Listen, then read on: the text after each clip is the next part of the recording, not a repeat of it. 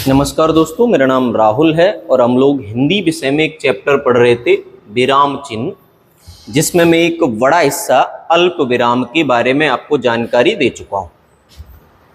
अब हम बात करेंगे इससे आगे, और क्योंकि मैंने आपको बताया पिछली कक्षाओं में कि अल्प विराम का प्रयोग बहुत होता है, इसलिए हमने उनसे संबंधित 20 या 21 नियमों की चर्चा करी थी। अब आपको शुरुआत में सारे पढ़ लीजिए, ठीक है। बाकी मैं इस टॉपिक के एक प्रैक्टिस सेशन लेके आ जाऊंगा। ये पूरा टॉपिक पढ़ाने के बाद तो डिस्कशन हो जाएगा, ठीक है। चलिए आगे बात करते हैं। देखिए आगे अगला है आपका अर्ध विराम। अर्ध विराम को अंग्रेजी में कहते हैं सेमी कॉलन, ठीक। अर्ध विराम का प्रयोग प्रायः विकल्पात्मक रूप में ही होता है। विकल्पात्मक रूप का मतलब क्या है, अभी आपको मैं समझा दूंगा, ठीक है। जैसे समझिए आगे, जब सीधी बात करेंगे, ठीक है, फालतू बातें नहीं करेंगे। जब अल्प विराम से अधिक तथा पूर्ण विराम से कम ठहरना पड़े तो अर्ध विराम का प्रयोग होता है। बड़े महत्वपूर्ण बात है ये। देखो सीधी सी बात है, अल्प विराम यानी बहुत मामूली सा ठहराव, पूर्ण विराम यानी पूरी तरह से ठहराव। जब अल्प विराम से तो आपको अल्प विराम से थोड़ा सा ज्यादा और पूर्ण विराम से थोड़ा सा कम ठहरना पड़े तो वहां पे क्या होता है, बताइए, वहां पे क्या होता है, अर्ध विराम का प्रयोग। अब समझिएगा गौर से, क्या कारण है कि विकल्पात्मक रूप में है। भैया विकल्पात्मक ही तो हुआ। अब खूब परिश्रम करो, परीक्षा सन्निकट है। अब यहां हम बीच में हम लोगों ने पढ़ा था कि कई बार अतः, अतएव, तथा, एवं, यथा ये शब्द अगर वाक्य को जोड़ने का काम करें और इन शब्दों को छुपा दिया जाए तो वहां अल्प विराम भी तो लगाया जा सकता है। तो वही बात होगी, विकल्पात्मक यानी अल्प विराम का भी प्रयोग संभव है और अर्ध विराम का भी प्रयोग संभव है। भावार्थ के अनुसार आप दोनों में से किसी एक का प्रयोग कर सकते हैं। जैसे शिक्षक ने मुझसे कहा, शिक्षक ने शब्द छूट गया, ठीक है। शिक्षक ने मुझसे कहा तुम पढ़ते नहीं हो। शिक्षा के क्षेत्र में छात्राएं बढ़ती गई, छात्र पिछड़ते गए। तो कुल मिला के आप गौर से एक बात समझना, अब खूब परिश्रम करो क्योंकि परीक्षा सन्निकट है, क्योंकि छुपा हुआ है। शिक्षक ने मुझसे कहा कि तुम पढ़ते नहीं हो, की छुपा हुआ है। शिक्षा के क्षेत्र में छात्राएं बढ़ती गई परंतु छात्र पिछड़ते गए, परंतु छुपा हुआ है। बात समझ में आ गई कि नहीं आ गई। अब एक चीज बहुत ध्यान से सुननी है, अगर आपको पेपर में आपको दोनों विराम में से एक विराम चुनने का महत्व पता चले, दोनों में से एक चुनना हो तो हमेशा अल्प विराम को चुनना, अर्ध विराम को इस प्रकार के वाक्यों में चुनने का प्रयास नहीं करना, ठीक है। इसीलिए इसका प्रयोग हिंदी में बहुत कम ही मिलेगा आपको, ठीक है। चलिए आगे बात करते हैं। जब संयुक्त वाक्यों के प्रधान वाक्यों में परस्पर संबंध नहीं रहता तब अर्ध विराम का प्रयोग होता है। देखो, सोना बहुमूल्य धातु है पर लोहे का भी कम महत्व नहीं है। टाइपिंग में मिस्टेक हुई है। सोना महत्वपूर्ण धातु है पर लोहे का भी, हाँ देखिए, सोना बहुमूल्य धातु है पर लोहे का भी कम महत्व नहीं है। अब यहां देखो ये बात, संयुक्त वाक्य के प्रधान वाक्यों में परस्पर संबंध नहीं रहता तब अर्ध विराम का प्रयोग होता है। देखो ये सेंटेंस सोने के बारे में और ये सेंटेंस लोहे के बारे में है, मतलब दोनों एक दूसरे से संबंधित नहीं है। जैसे सोना बहुमूल्य धातु है अतः महिलाएं इसका प्रयोग गहनों के रूप में करती हैं, तो दोनों एक दूसरे से संबंधित हो गए क्योंकि दोनों ही वक्तव्य सोने पर आधारित है। यहां दोनों एक दूसरे से अलग अलग है क्योंकि दोनों वक्तव्य एक दूसरे पर निर्भर नहीं करते हैं। तो याद रखना है, ऐसी स्थिति में अल्प विराम नहीं लगाएंगे, हमेशा अर्ध विराम लगाएंगे। दोबारा समझो, देखो यहां क्या सीखा, अल्प विराम या अर्ध विराम दोनों लगा सकते हैं। दोनों में से एक का चुनाव करना हो तो अल्प विराम चुनेंगे। यहां अल्प विराम अर्ध विराम दोनों लगा सकते हैं, लेकिन दोनों में से एक का चुनाव करना हो तो अर्ध विराम चुनेंगे, ठीक है। चलिए अगला, उन पूरे वाक्यों में जो विकल्प के अंतिम समुच्चय बोधक द्वारा जोड़े जाते हैं वहां अर्धविराम का प्रयोग होता। अब समझो, देखो, राम आया, उसने उसका स्वागत किया, उसके ठहरने की व्यवस्था की और उसे खिलाकर चला गया। सीधा वाक्य। अब इस वाक्य में आपको पता है, पीछे आपने पढ़ा, या कॉमा यानी अल्प विराम भी तो लग सकता है। फिर वही बात है कि इस वाक्य में अल्प विराम भी लगा सकते हैं और अर्ध विराम भी लगा सकते हैं। दोनों में से एक चुनना हो तो अल्प विराम चुनेंगे। ठीक, दोनों लगा सकते हैं, चाहे तो अल्प विराम लगाओ चाहे तो अर्ध विराम लगाओ, और दोनों में से एक चुनना हो तो अल्प विराम चुनना है यहाँ पे। ठीक है, चलिए अगला देखते हैं। एक प्रधान वाक्य पर आश्रित अनेक उपवाक्यों के बीच में अर्ध विराम का प्रयोग होता है। जैसे, जब तक हम गरीब हैं, बलहीन हैं, दूसरे पर आश्रित हैं, तब तक हमारा कल्याण नहीं हो सकता। फिर वही बात है, देखो यहाँ आप चाहो तो अल्प विराम भी लगा सकते हो, अर्ध विराम भी लगा सकते हो, दोनों में से एक चुनना है अल्प विराम चुनेंगे। कॉमा सेमी कोलोन में कॉमा को ज्यादा प्रीफरेंस दिया जाता है। जैसे यहाँ, सूर्योदय हुआ, अंधकार दूर हुआ, पक्षी चहचहाने लगे और मैं प्रातः भ्रमण को चल पड़ा। यहां भी वही बात है, आप चाहे तो अल्प विराम लगा सकते हैं, चाहे तो अर्ध विराम लगा सकते हैं, दोनों में से एक चुनना हो तो अल्प विराम को चुनेंगे। कॉमा और सेमी कोलोन में कॉमा चुनेंगे। केवल दूसरा नियम इकलौता मैंने बताया है जिसमें आप सेमी कोलोन चुनेंगे, बाकी पहला, तीसरा, चौथा, इन चारों ही नियमों में अगर एक चुनना है तो सेमी कोलोन चुनेंगे, क्योंकि ये सब बातें आप अल्प विराम में पढ़ चुके हो। ठीक है ना, लंबी कक्षा थी अल्प विराम की, ये पढ़ने से पहले उस वीडियो को देख लीजिए। अगर आप डायरेक्ट इस वीडियो को देख रहे हैं तो क्रम से देख रहे हैं आपको समझ में आएगा, बीच में से देखेंगे आपको समझ में नहीं आएगा। चलिए आगे बात करते हैं। आगे, विभिन्न उपवाक्यों पर अधिक जोर देने के लिए अर्ध विराम का प्रयोग होता है। इंपॉर्टेंट बात है, यहाँ अल्प विराम का प्रयोग नहीं होता है।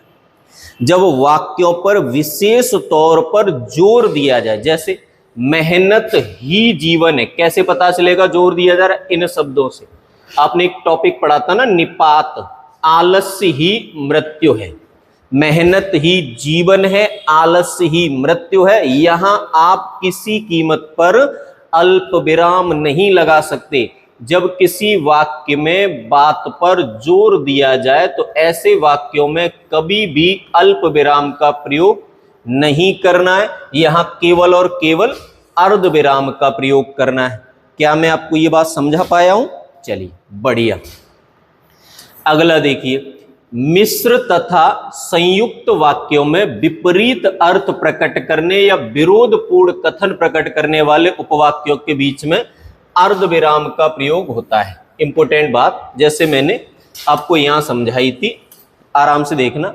नियम नंबर 2 में ये रहा, तो हमने क्या सीखा था? सोना बहुमूल्य धातु है पर लोहे का भी कम महत्व तो नहीं है। तो ऐसे वाक्यों में हमेशा अर्ध विराम ही लगेगा। देखो 2 नियम है, नियम नंबर 2 यहाँ अर्ध विराम ही लगेगा, और एक आपका है नियम नंबर 5, यहाँ भी अर्ध विराम ही लगेगा। दूसरे और 5वें नियम में केवल अर्ध विराम लगेगा। बाकी यहाँ पढ़े हुए पूरे 6 नियमों में से आप समझ पाएंगे कि सब जगह अल्प विराम या अर्ध विराम में से किसी एक को लगाया जा सकता है, और दोनों में से चुनाव करना हो तो अल्प विराम का ही करेंगे। ठीक है, चलिए आगे। अगला है आपका पूर्ण विराम। पूर्ण विराम का अर्थ है पूरी तरह से विराम लेना, अर्थात जब वाक्य पूर्णतः अपना अर्थ स्पष्ट कर देता है तो पूर्ण विराम आता है, या जिस चिन्ह के प्रयोग करने से वाक्य के पूर्ण हो जाने का ज्ञान होता है उसे पूर्ण विराम कहते हैं। अंग्रेजी में इसे फुल स्टॉप कहते हैं। अंग्रेजी शब्दों का जिक्र क्यों कर रहे हैं? क्योंकि आपको पता है कि हिंदी में एक ही चिन्ह है, यही, बाकी तो हिंदी में जो चिन्ह है वो है नहीं। कहां से लिए गए? अंग्रेजी से, इसलिए अंग्रेजी शब्द की यहाँ बात बोल देते हैं। ठीक है, देखो, तो अगर आपसे पूछा जाए पूर्ण विराम क्या, कई बार परिभाषाएं भी पूछी जाती है। ठीक है, तो ऐसा नहीं कि आप परिभाषाओं को छोड़ दें, वहां भी मेरे वक्तव्य को सुन के चलिए। ठीक है, क्या लिखा है कि जिस चिन्ह के प्रयोग करने से वाक्य के पूर्ण हो जाने का ज्ञान होता है उसे पूर्ण विराम कहते हैं। ठीक है, चलिए आगे।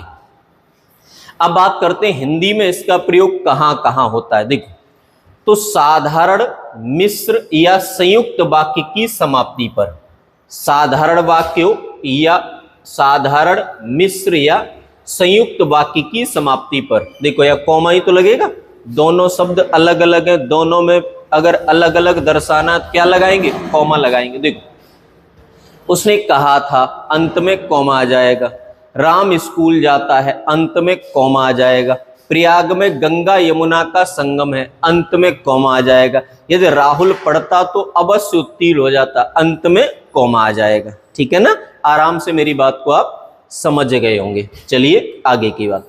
प्राय शीर्षक के अंत में भी पूर्ण विराम का प्रयोग होता, बात एक ही, जैसे विद्यार्थी जीवन में अनुशासन का महत्व है, एक वक्तव्य है जो पूर्ण हो गया है।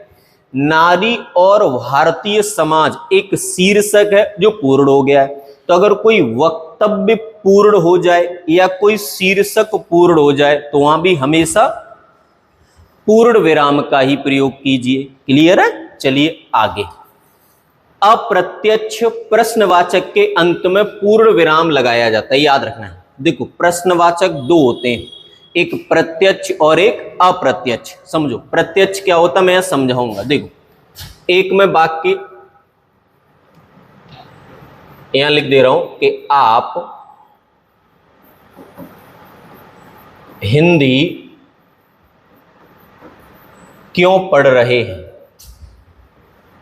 एक आपका हो जाएगा कि आप हिंदी क्यों पढ़ रहे हैं, एक ही हो गया। आप हिंदी क्यों पढ़ रहे हैं ये हो गया, क्योंकि देखो इसमें प्रश्नवाचक चिन्ह प्रत्यक्ष रूप से दिख रहा है।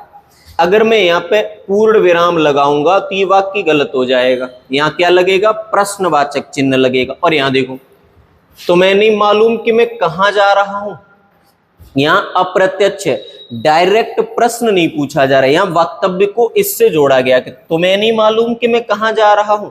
इस वक्तव्य का मतलब इन द सेंस ही है कि तुम्हें मालूम है कि मैं कहाँ जा रहा हूं, है ना। यानी यहाँ खुल के प्रश्न न पूछा जाए, दबी भाषा में प्रश्न पूछा जाए तो अप्रत्यक्ष, और खुल के प्रश्न पूछा जाए तो प्रत्यक्ष। तो जहां प्रश्न स्पष्टीकरण स्पष्ट रूप से पूछा जाए वहां प्रश्नवाचक चिन्ह लगाएंगे, लेकिन जहां प्रश्न पूछने की अनुभूति कम और प्रश्न की जानकारी होने की अनुभूति आपको ज्यादा हो तो वहां पे हम लोग क्या करेंगे, पूर्ण विराम लगाएंगे। समझ गए?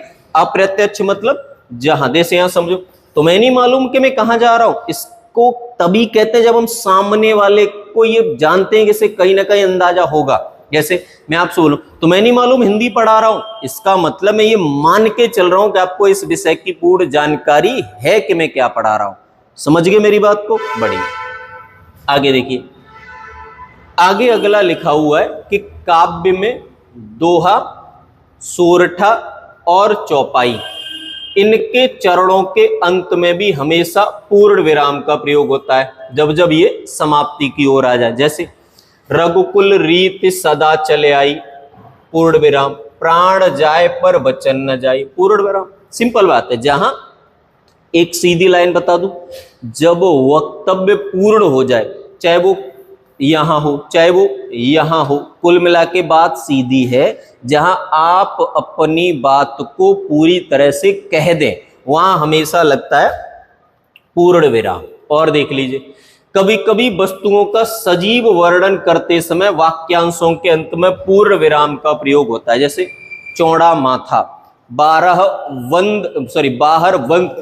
वंद गले का लंबा कोट, मतलब इसमें इतना ही वक्तव्य है। तो जब इतना ही वक्तव्य है तो इसे ही पूर्ण मान लिया जाएगा। सीधी सरल भाषा में जहां बात पूरी हो जाए उसको कहते हैं पूर्ण विराम, वहां प्रयोग करते हैं पूर्ण विराम।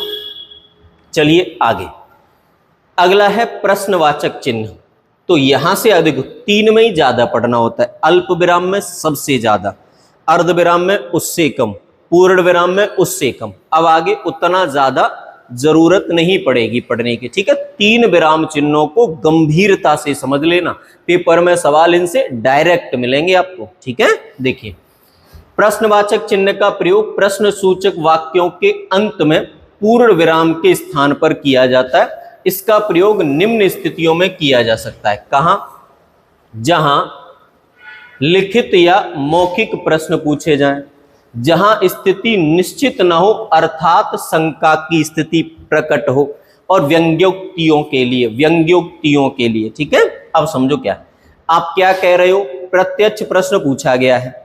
कल आप कहां थे, प्रत्यक्ष प्रश्न पूछा गया है। देखो जहां भ्रष्टाचार है वहां ईमानदारी कैसे रहेगी, प्रत्यक्ष प्रश्न पूछा गया है कि नहीं। इतने छात्र कैसे आ पाएंगे, प्रश्न पूछा गया है, सीधी सरल बातें हैं, यहां रटने की जरूरत पड़ेगी नहीं। आप शायद यूपी रहने वाले हो, अब देखो समझो, आप शायद यूपी रहने वाले हो, यहां कोई भी प्रश्नवाचक शब्द नहीं है, लेकिन इस वाक्य में प्रश्न पूछने की अनुभूति छुपी है कि नहीं। पढ़ो, आप शायद यूपी रहने वाले हो, मैं आपसे बोलूं आप शायद फलानी जगह के, आप शायद एबीसी शहर से हैं, इसका मतलब मैं आपसे जानना चाह रहा हूं आपके शहर का नाम, और मैं आपसे प्रश्न कर रहा हूं, तो इसके पीछे क्या लगेगा, प्रश्नवाचक चिन्ह, ठीक है। देखो यहां, विवाह में अनिल, सानू एवं विनोद आए पर तुम क्यों नहीं आए, तो सीधी बात है, सवाल ही तो पूछा गया। और देखो एक और बात, ये शब्द अलग है, ये अलग है, इसलिए यहां पे क्या लगा है, बताओ क्या लगा है, अल्प विराम, उसको भी रिवाइज करते चलेंगे, ठीक है। आगे देखो, समझना ध्यान से, जब वाक्य आज्ञा के रूप में हो तो प्रश्न सूचक चिन्ह नहीं लगाते, इंपॉर्टेंट बात है। कलकत्ते की राजधानी बताओ, तो ये किसी से आज्ञा सूचक वाक्य है, कलकत्ते की राजधानी बताओ, तो पूर्ण विराम लगाएंगे, प्रश्न सूचक चिन्ह नहीं लगाएंगे, जब इसमें प्रश्न की अनुभूति है, ठीक है। आगे, जिन वाक्यों में प्रश्नवाचक शब्दों का अर्थ संबंधवाचक शब्दों का सा हो उनमें प्रश्न चिन्ह नहीं लगता। जैसे आपने क्या कहा, सो मैंने नहीं सुना, आपने पढ़ा था ना संबंधवाचक सर्वनाम में जो और सो, तो जो और सो वाले वाक्यों में भी क्या होता है कि पूर्ण विराम लगाते हैं, प्रश्न सूचक चिन्ह नहीं लगाते। तो ये तीन बातें अलग से समझ लीजिए, दो बातें सॉरी, आज्ञा के रूप में हो तो नहीं लगाएंगे, और जब वह संबंधवाचक शब्दों के रूप में इस्तेमाल हो तब भी नहीं लगाएंगे। क्लियर हुई मेरी बात, बढ़िया। अगला है आपका विस्मयादिबोधक चिन्ह। तो जब किसी वाक्य में हर्ष, विषाद, विस्मय, घृणा, आश्चर्य, करुणा, भय इत्यादि भाव व्यक्त किए जाएं तो वहां इस चिन्ह का प्रयोग किया जाता है। इसके अलावा आदर सूचक शब्दों, पदों और वाक्यों के अंत में भी इसका प्रयोग किया जाता है, ठीक है। चलिए, तो कहां कहां, जहां भी हर्ष हो, विषाद हो, विस्मय हो, घृणा हो, आश्चर्य हो, करुणा हो, भय हो, आदि भाव हो, वहां लगेगा विस्मयादिबोधक चिन्ह। समझो, विस्मय सूचक चिन्ह। जैसे हर्ष सूचक में देखो क्या लिखा है, वाह, फिर चिन्ह लगा है, खूब खेले, शाबाश, चिन्ह लगा है, तुमने गांव का नाम रोशन कर दिया, यहां पूर्ण विराम लगा है क्योंकि वक्तव्य पूरा हो गया है ना। देखो आगे, करुणा सूचक ईश्वर से प्रार्थना, हे ईश्वर सबका भला करो, करुणा सूचक हे प्रभु मेरी रक्षा करो। तो इन शब्दों के बाद में विस्मय सूचक है और यहां पर ये पूर्ण विराम है।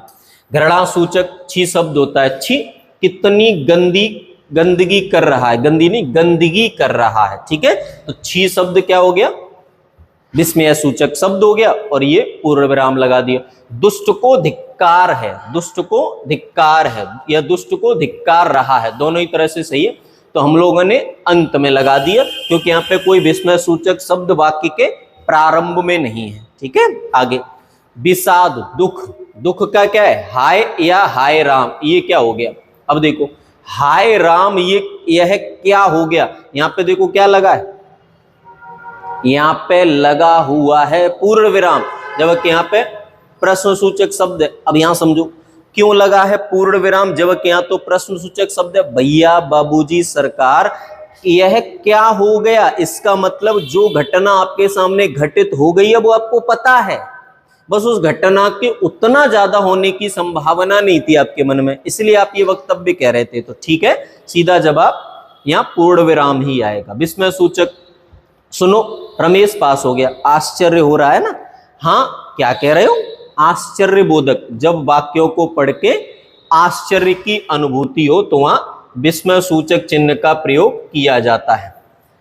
आगे समझना, बढ़ते हुए मनोविकार सूचित करने के लिए 2 अथवा 3 आश्चर्य सूचक चिन्हों का प्रयोग किया जा सकता है। बढ़ते हुए का मतलब दुख ज्यादा है, जैसे हाय हाय, शोक महाशोक ज्यादा है, तो वहां देखो डबल भी लगा सकते हैं, ठीक है। एक की जगह डबल विस्मय सूचक चिन्ह भी लगा सकते हैं। वह मेरा लड़का था, हाय हाय वह मेरा लड़का था, तो सामान्य बात है इसलिए पूर्ण विराम आया है। क्लियर है मेरी बात, कोई कंफ्यूजन तो नहीं है। चलिए तो आज की क्लास में हम लोग विस्मय सूचक या विस्मयादि बोधक चिन्ह तक पढ़ लेते हैं। तो मैंने आपको 5 विराम चिन्ह पढ़ा दिए। अल्प विराम सबसे लंबा, सबसे ज्यादा यूज पढ़ने, अर्ध विराम कम ही पढ़ना है, पूर्ण विराम और कम पढ़ना है, प्रश्नवाचक और कम पढ़ना है, विस्मय सूचक 1-2 बातें पढ़नी है, ठीक है। उतना ज्यादा डिटेल में नहीं जाना है, सिर्फ मैं जितना पढ़ा रहा हूं उतना समझ लीजिए, वही डायरेक्ट आएगा पेपर में, क्यों चिंता करनी, ठीक है। ये मेरी जिम्मेदारी है, आप इसको लेके ज्यादा मत सोचिए, पेपर में डायरेक्ट मिलेगा, ठीक है। चलिए तो यहां तक पढ़ते हैं, इससे आगे मिलेंगे हम इससे अगली कक्षा में। तब तक आप इन कक्षाओं को देखिए, समझिए और मन लगाकर इनको समझने का प्रयास कीजिए। उम्मीद है आपको ये कक्षा यहां तक समझ में आई होगी। मिलेंगे हम इससे अगली क्लास में, तब तक आप खुश रहिए, ख्याल रखिए और मन लगाकर पढ़िए। धन्यवाद।